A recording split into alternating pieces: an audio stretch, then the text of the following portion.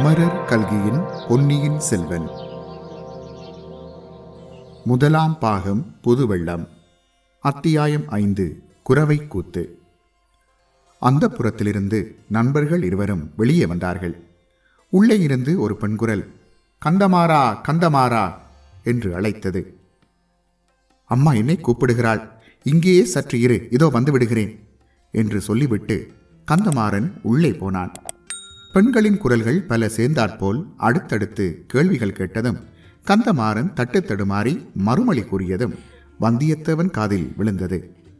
பின்னர் அந்த பெண்கள் கலகலவென்று சிரித்த ஒலியும் உள்ளே இருந்து வந்தது. தன்னை பற்றித்தான் அவ்விதம் அவர்கள் கேலி செய்து சிரிக்கிறார்களோ என்ற எண்ணம் வந்தியத்தேவனுக்கு வெட்கத்தையும் கோபத்தையும் உண்டாக்கியது.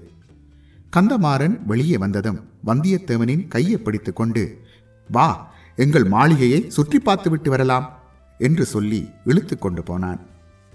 கடம்பூர் மாளிகையின் நிலாமுற்றங்கள், ஆடல் பாடல் அரங்கங்கள், பண்டக சாலைகள், பளிங்கு மண்டபங்கள், மாட கோபுரங்கள், ஸ்தூபி கலசங்கள், குதிரை லாயங்கள் ஆகியவற்றை வந்தியத்தேவனுக்கு கந்தமாறன் காட்டிக்கொண்டு சென்றான். இடையில் வந்தியத்தேவன், கந்தமாறா, என்னை அந்தப்புற வாசலில் நிறுத்தி நீ மறுபடியும் உள்ளே போன போது அந்த புறத்தில் ஒரே சிரிப்பும் குதூகலமுமாயிருந்ததே, என்ன விசேஷம்? உன்னுடைய சிநேகிதனை பார்த்ததில் அவர்களுக்கு அவ்வளவு சந்தோஷமா என்று கேட்டான். உன்னை பார்த்ததில் அவர்களுக்கெல்லாம் சந்தோஷந்தான். உன்னை அம்மாவுக்கும் மற்றவர்களுக்கும் பிடித்திருக்கிறதாம். ஆனால் உன்னை குறித்து அவர்கள் சிரிக்கவில்லை. பின்னே எதற்காக சிரித்தார்களாம்? பழுவட்டையர் இருக்கிறார் அல்லவா, இத்தனை வயதுக்கு பிறகு அவர் புதிதாக ஒரு இளம் பெண்ணை கல்யாணம் செய்து கொண்டிருக்கிறார். மூடு பல்லக்கில் வைத்து அவளை இங்கே அழைத்து கொண்டும் வந்திருக்கிறார். ஆனால் அந்த புறத்துக்கு அவளை அனுப்பாமல் அவருடைய விடுதியிலேயே அடைத்து பூட்டி வைத்திருக்கிறாராம். அந்த பெண்ணை பலகனி வழியாக எட்டி பார்த்துவிட்டு வந்த ஒரு தாதி பெண் அவள் அழகை வர்ணித்தாளாம். அதை குறித்துத்தான் சிரிப்பு. அவள் சிங்கள பெண்ணோ, கலிங்கத்து பெண்ணோ அல்லது சேர நாட்டு பெண்ணோ என்று சர்ச்சை செய்கிறார்கள். பழுவேட்டரையரின் முன்னோர்கள் சேர நாட்டிலிருந்து தமிழகத்துக்கு வந்தவர்கள் என்று உனக்கு தெரியுமல்லவா? ஆமாம், கேள்விப்பட்டிருக்கிறேன். ஏன், நீதான் முன்னொரு தடவை சொல்லியிருக்கிறாய். இருக்கட்டும் கந்தமாறா, பழுவேட்டரையர் இந்த மர்ம சுந்தரியான மங்கையை மணந்து எத்தனை காலமாகிறது? 2 ஆண்டுக்குள்ளேதான் இருக்கும்.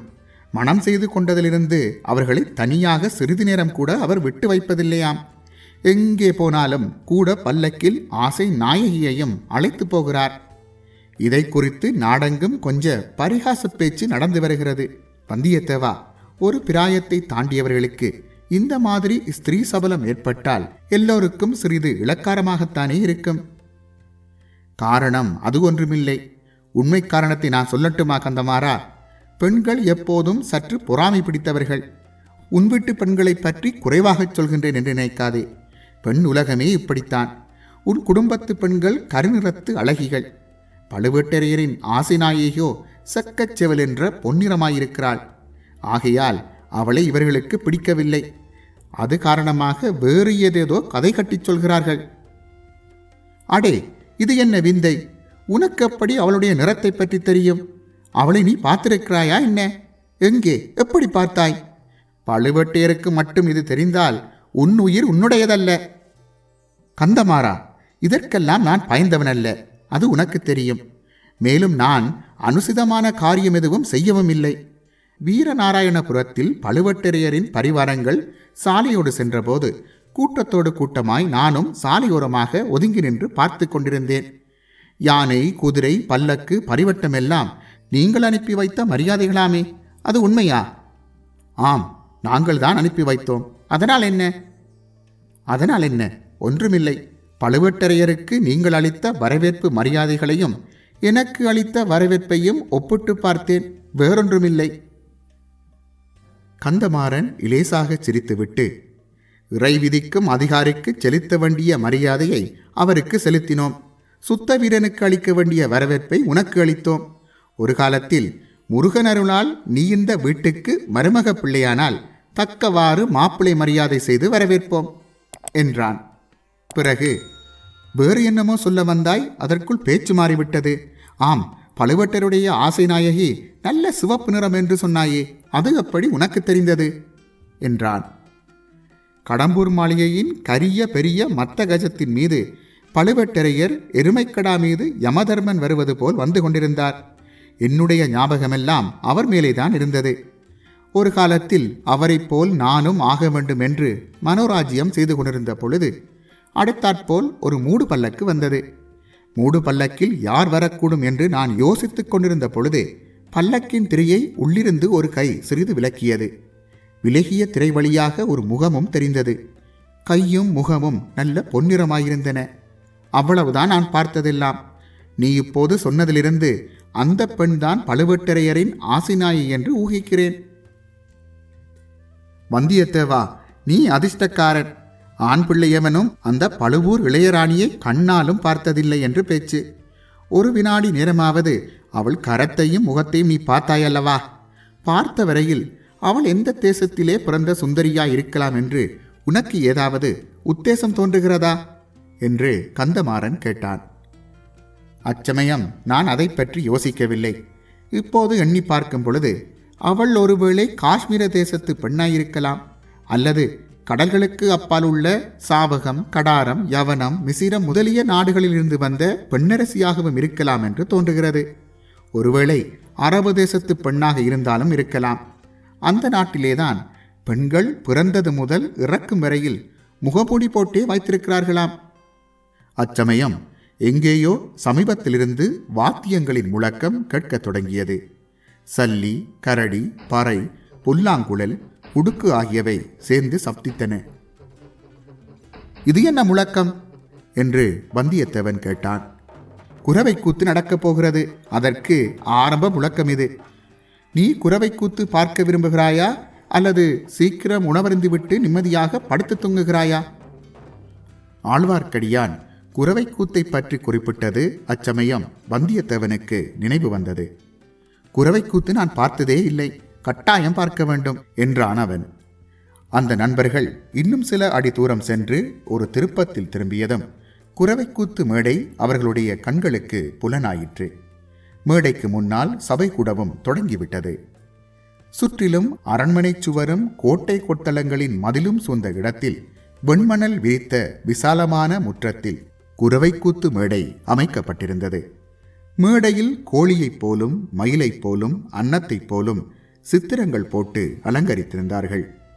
செந்நெல்லை வறுத்த வெள்ளிய பொறிகள், மஞ்சள் கலந்த தினை அரிசிகள், பல நிற மலர்கள், குன்றிமணிகள் முதலியவற்றினாலும் அந்த மேடையை அழகுபடுத்தியிருந்தார்கள். குத்து விளக்குகளுடன் தீவர்த்திகளும் சேர்ந்து இருளை விரட்ட முயன்றன. ஆனால் நறுமண அகில் புகையுடன் தீவர்த்தி புகையும் சேர்ந்து மூடுபனியைப் போல் பரவி தீபங்களின் ஒளியை மங்கச் செய்தன. மேடைக்கு எதிரிலும் பக்கங்களிலும் வாத்தியக்காரர்கள் உட்கார்ந்து அவரவர்களுடைய வாத்தியங்களை ஆவேசமாக முழக்கினார்கள். மலர் மணம், அகில் மணம், வாத்திய முழக்கம் எல்லாமாகச் சேர்ந்து வந்தியத்தேவனுடைய தலை சுற்றும்படி செய்தன.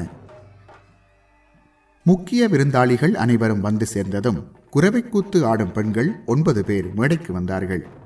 ஆட்டத்திற்கு தக்கவாறு உடம்பை இறுக்கி ஆடை அணிந்து உடம்போடு ஒட்டிய ஆபரணங்களை பூண்டு கால்களில் சிலம்பு அணிந்து கண்ணி, கடம்பம், காந்தள், குறிஞ்சி, செவ்வலரி ஆகிய முருகனுக்கு உகந்த மலர்களை அவர்கள் சூடியிருந்தார்கள். மேற்கூறிய மலர்களினால் கதம்பமாக தொடுத்த ஒரு நீண்ட மலர் மாலையினால் ஒருவரையொருவர் பிணைத்து கொண்டவாறு அவர்கள் மேடையில் வந்து நின்றார்கள். சிலர் கைகளில் சந்தன மரத்தினால் செய்து வர்ணம் கொடுத்த அழகிய பச்சை கிளிகளை லாபகமாக ஏந்திக் கொண்டிருந்தார்கள். சபையோருக்கு வணக்கம் செய்துவிட்டு பாடவும் ஆடவும் தொடங்கினார்கள். முருகனுடைய புகழை கூறும் பாடல்களை பாடினார்கள். முருகனுடைய வீரச் செயல்களை பாடினார்கள். சூரபத்மன், கஜமுகன் முதலிய அசுர கணங்களை கொன்று கடல் நீரை வற்றச் செய்த வெற்றிவேலின் திறத்தை பாடினார்கள். தேவலோகத்து கன்னியர் பலர் முருகனை மணந்து கொள்ள தவங்கிடந்து வருகையில் அந்த சிவகுமாரன் மண்ணுலகில் தமிழகத்துக்கு வந்து காட்டில் திணைப்புனம் காத்து நின்ற மலைக்குறவர் மகளை மணந்து கொண்டதை புகழ்ந்து பாடினார்கள். வேலவனுடைய கருணை திறத்தை கொண்டாடினார்கள். இத்தகைய பாடலும் ஆடலும் பறையொலியும் குழலொலியுமாகச் சேர்ந்து பார்த்திருந்தவர்களை எல்லாம் வெறிகொள்ளச் செய்தன. பசியும் பிணியும் பகையும் மலிக, மழையும் வளமும் தனமும் பெருக என்ற வாழ்த்துக்களுடன் குரவை கூத்து முடிந்தது. பெண்கள் மேடையிலிருந்து இறங்கிச் சென்றார்கள். பின்னர் தேவராளன், தேவராட்டி என்னும் ஆடவனும் பெண்ணும் வேலநாட்டம் ஆடுவதற்காக மேடை வந்து நின்றனர். அவர்கள் இரத்த நிறமுள்ள ஆடைகளை உடுத்தியிருந்தனர். செக்கச்சிவந்த இரத்த நிறமுள்ள செவ்வலரை பூமாலைகளை சூடிக்கொண்டிருந்தனர். நெற்றியில் செந்நிற குங்குமத்தை அப்பிக் கொண்டிருந்தனர். அவர்களுடைய வாய்களும் வெற்றிலைப்பாக்கும் என்றதினால் சிவந்து இரத்த நிறமாக காணப்பட்டன. கண்கள் கோவைப்பழம் போல சிவந்திருந்தன. முதலில் சாந்தமாகவே ஆட்டம் ஆரம்பித்தது. தனித்தனியாகவும் கைகளை கோர்த்து கொண்டும் ஆடினார்கள். நேரமாக ஆக ஆட்டத்தில் வெறி மிகுந்தது. மேடையிலே ஒரு பக்கத்தில் சாத்தியிருந்த வேலை தேவராட்டி கையில் எடுத்து கொண்டாள். தேவராளன் அதை அவள் கையிலிருந்து பிடுங்க முயன்றான். தேவராட்டி தடை செய்தாள். இறுதியில் தேவராளன் மேடை அதிரும்படியாக ஒரு பெரிய குதி குதித்து ஒரு பெரிய தாண்டல் தாண்டி தேவராட்டி கையிலிருந்த வேலை பிடுங்கிக் கொண்டான். தேவராட்டி அந்த வேலை கண்டு அஞ்சிய பாவனையுடனேயே மேடையிலிருந்து இறங்கிவிட்டாள். பிறகு தேவராளன் தனியே மேடை மீது நின்று கையில் வேல் பிடித்து வெறியாட்டமாடினான். சூரன் முதலிய அசுர கணங்கள் தவிடு பொடியாகி விழுந்தனர். அறுக்கப்பட்ட சூரன் தலை திரும்ப திரும்ப முளைத்தது. முளைக்க முளைக்க வேலனுடைய உக்கிரம் அதிகமாக வளர்ந்தது. அவனுடைய கண்ணிலிருந்து தீப்பொறி பறந்தது. கடைசியில் சூரபத்மன் இறந்து விழுந்தான். தேவராளனும் கைவேலை கீழே போட்டான். இப்போது மற்ற வாத்தியங்கள் எல்லாம் நின்றுவிட்டன. உடுக்கின் சத்தம் மட்டும் கேட்டது. மேடைக்கு அருகே நின்று பூசாரி ஆவேசமாக உடுக்கு அடித்தான். தேவராளன் உடம்பில் ஒவ்வொரு அணுவும் பதறியாடியது. சன்னதம் வந்துவிட்டது என்று சபையில் ஒருவருக்கொருவர் மெதுவாக பேசிக்கொண்டார்கள். சிறிது நேரத்துக்கெல்லாம் பூசாரி ஆவேசம் வந்து ஆடிய தேவராளனை பார்த்து, வேலா, முருகா, தேவசேனாதிபதி கந்தா, சூரசம்ஹாரா, அடியார்களுக்கு அருள்வாக்கு சொல்ல வேண்டும் என்று வேண்டிக் கொண்டான். கேளடா, சொல்கிறேன், என்ன வேண்டுமோ கேள் என்று சன்னதம் வந்தவன் கூவினான். மழை பொழியுமா, வெள்ளம் பெருகுமா, நாடு செழிக்குமா, நினைத்த காரியம் கைகூடுமா என்று பூசாரி கேட்டான். மழை பொழியும், வெள்ளம் பெருகும், நாடு செழிக்கும், நினைத்த காரியம் கைகூடும். ஆனால் என் அன்னைக்கு நீங்கள் பூசை போடவில்லை. துர்க்கை பலி கேட்கிறாள், பத்திரகாளி பலி கேட்கிறாள், மகிடாசுரனை வதைத்த சண்டேசுவரி பலி கேட்கிறாள் என்று சன்னதக்காரன் ஆவேசத்துடன் ஆடிக்கொண்டே அலறினான். என்ன பலி வேண்டும் என்று பூசாரி கேட்டான். கேட்டால் கொடுப்பீர்களா என்றான் வெறியாடியவன். கொடுப்போம், கட்டாயம் கொடுப்போம் என்றான் பூசாரி. மன்னர் குலத்து இரத்தம் கேட்கிறாள், ஆயிரங்கால அரசர் குலத்து இரத்தம் கேட்கிறாள் என்று வெறியாடியவன் கோர பயங்கர குரலில் கூவினான்.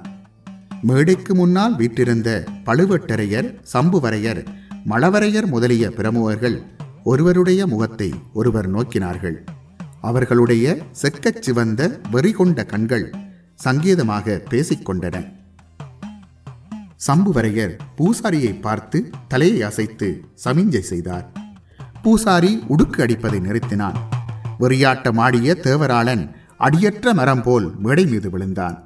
தேவராட்டி ஓடி வந்து அவனை தூக்கி எடுத்து கொண்டு போனாள். சபை மௌனமாக கலைந்தது. வெளியில் எங்கேயோ தூரத்தில் நரிகள் ஊளையிடும் சத்தம் கேட்டன. இத்தனை நேரம் பார்த்து கேட்டவற்றினால் பரபரப்புக்கு உள்ளாகியிருந்த வந்தியத்தேவன் நரிகள் ஊளையிடும் சப்தம் வந்த திசையை நோக்கினான். அங்கே அம்மாளிகையின் வெளிமதில் சுவரின் மீது ஒரு தலை தெரிந்தது. அது ஆழ்வார்க்கடியானுடைய தலைதான். ஒரு கணம் வந்தியத்தேவன் ஒரு பயங்கர உணர்ச்சிக்கு உள்ளானான். ஆழ்வார்க்கடியானுடைய தலையை வெட்டி அந்த மதில் மேல் வைத்திருந்தது போன்ற பிரமை உண்டாயிற்று. கண்ணிமைகளை மூடி திறந்து பார்த்தபொழுது அந்த தலையை அங்கே காணவில்லை. அத்தகைய வீண் சித்த பிரமைக்கு தான் உள்ளானது குறித்து வெட்கமடைந்தான். இதுவரை அனுபவித்து அறியாத வேறு பல வகை உணர்ச்சிகளும் அவன் உள்ளத்தை கலங்கச் செய்தன.